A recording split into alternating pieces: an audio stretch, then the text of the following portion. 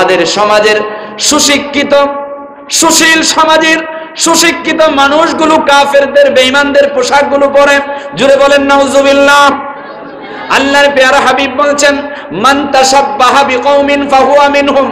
আপনি যদি কাফেরদের সাথে আপনার চলন বলন মিলে যায়, আপনার সংস্কৃতি মিলে যায়, আপনার কাপড় চোপড় মিলে যায়, আপনার খাওয়া দাওয়ার পরিবেশ মিলে যায়, আপনার চলাফেরা যদি কাফেরদের সাথে বেঈমানদের সাথে ও মুসলিমদের সাথে মিলে যায়, আল্লাহর পেয়ারা হাবিব বলছেন ওই সমস্ত মানুষগুলো আমি আল্লাহর নবীর উম্মত না। জুড়ে বলেন নাউজুবিল্লাহ। আমার বন্ধুগণ, এখন পুরুষেরা পরে টাকনুর নিচে, আর মা বোনেরা কাপড় পরা শুরু করে দিয়েছে টাকনুর উপরে।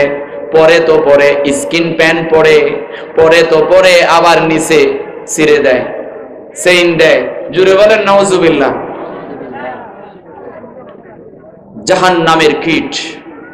আল্লাহ সুবহানাহু ওয়া তাআলা আমাদের মা বোন যারা বেপরদায় থাকে, অশ্লীলতাকে ধারণ করেছে, লালন করে এবং নিজের জীবনটাকে কাফেরদের মতো সাজাতে চায়, পশ্চিমা সংস্কৃতি নিয়ে বাঁচতে চায়, ওই সমস্ত পরিবারের কন্যা সন্তান এবং পুরুষ সন্তান মা বোনদেরকে আল্লাহ তাআলা হেদায়েত দান করুন বলি আমিন।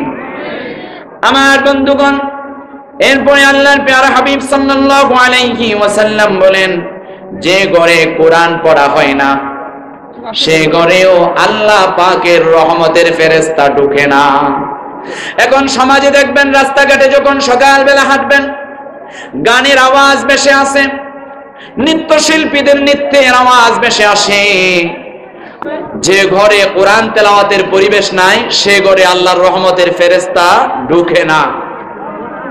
আমার বন্ধুগণ, কোরআনকে ধরবেন, কোরআনকে বুকে জড়াবেন, কোরআন পড়বেন, কোরআন মতো জীবন গড়বেন, জান্নাত পর্যন্ত চলে যাবেন। জুড়ে বলেন আল্লাহু আকবার। এরপরে আল্লাহ পাক রব্বুল আলামিনের প্যারা হাবিব বলছেন, যে ঘরে আল্লাহর জিকির থাকে না। এখন আমরা ঘরের মধ্যে ডেক সেট রাখি, মোবাইল রাখি, ডিশের লাইন রাখি, রাত্র দিন 24টা ঘন্টা এই ডেক সেট, নাচ গান, ইন্ডিয়ান ফিল্ম, ইন্ডিয়ান নৃত্য, ইন্ডিয়ান সিরিয়ালগুলো দেখে দেখে আমাদের পরিবাররা জীবন সাজায়। জুড়ে বলেন নাউজুবিল্লাহ।